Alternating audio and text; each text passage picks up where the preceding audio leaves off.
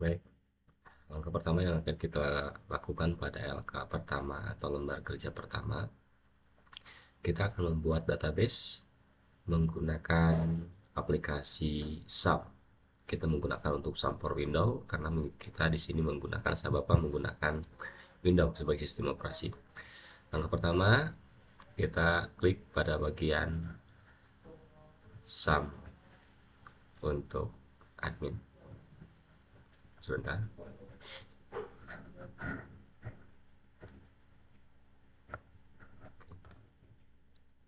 SAM admin di PHP MyAdmin, kemudian kita buat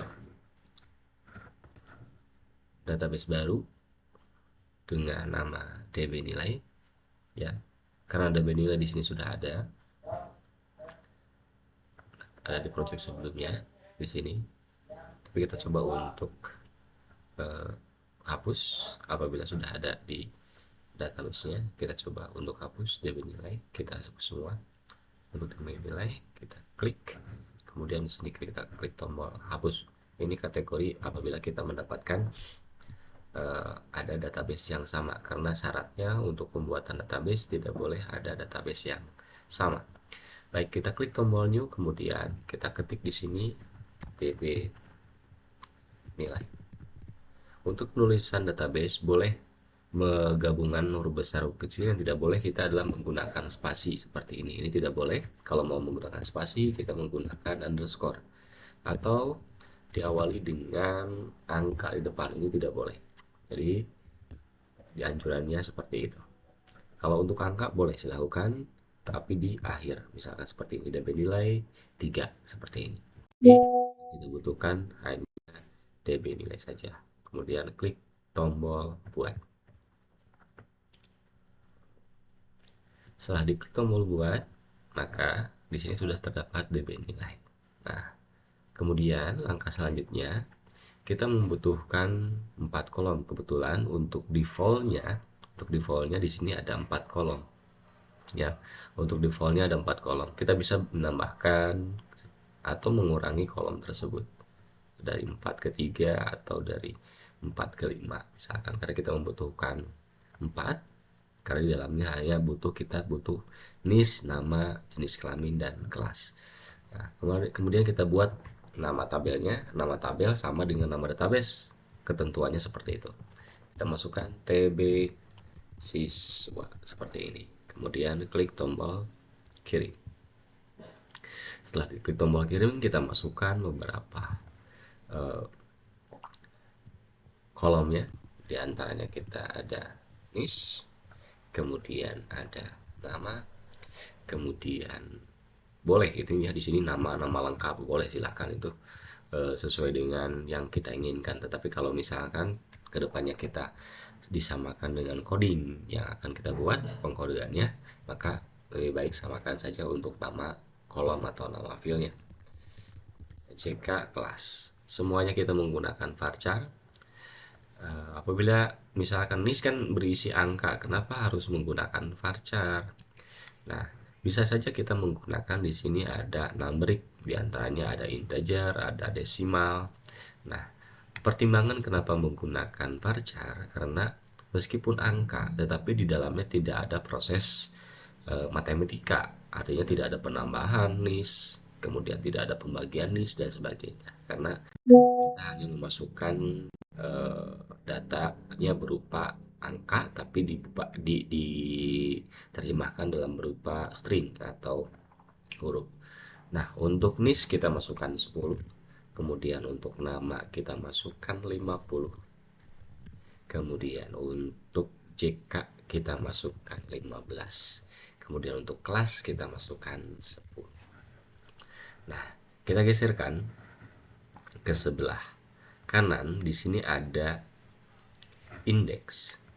Nah, untuk indeks kita pilih primary yang digunakan untuk primary key pada bagian kolom NIS, ya, pada bagian kolom NIS.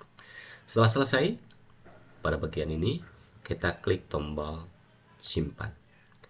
Maka di sini sudah tercipta, tercreate satu, yaitu tabel siswa. Kita tinggal klik tabel siswa. Di tabel siswa kita bisa melihat strukturnya seperti apa. Ini jenisnya, tipe datanya, kemudian kunci utama ini abu, berbeda dengan yang lain, ini berarti terpilih gitu. Nah, kemudian ada SQL-nya, ada cari, ada tambahkan. Nah, kita masuk ke bagian tambahkan. Untuk bagian tambahkan, di sini kita masukkan. Tugasnya adalah masukkan 10 nama teman pada bagian ini.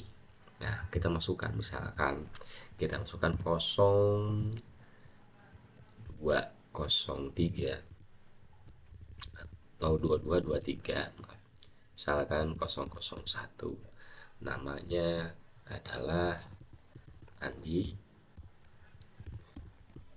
Firmansyah misalkan ya. Kemudian laki-laki, kelasnya 11 RPL 1, maka kita klik tombol kirim. Nah, dengan sendirinya ini sudah masuk. Kita cari di bagian jelajah. Di bagian jelajah, masuk tidak? Nah, masuk. Ada Andi Firmansyah. Lakukan berulang kali ya. Lakukan berulang kali untuk bagian penginputan tersebut pada tabulasi tambahkan. Misalkan tadi 001 ini jangan dipakai kembali, karena kalau dipakai kembali itu akan terjadi duplikasi data dan tidak boleh. Misalkan Airatna perempuan, kelasnya 11 RPL 2, misalkan klik tombol kirim. Kita cek kembali di bagian jelajah, Airatna sudah masuk.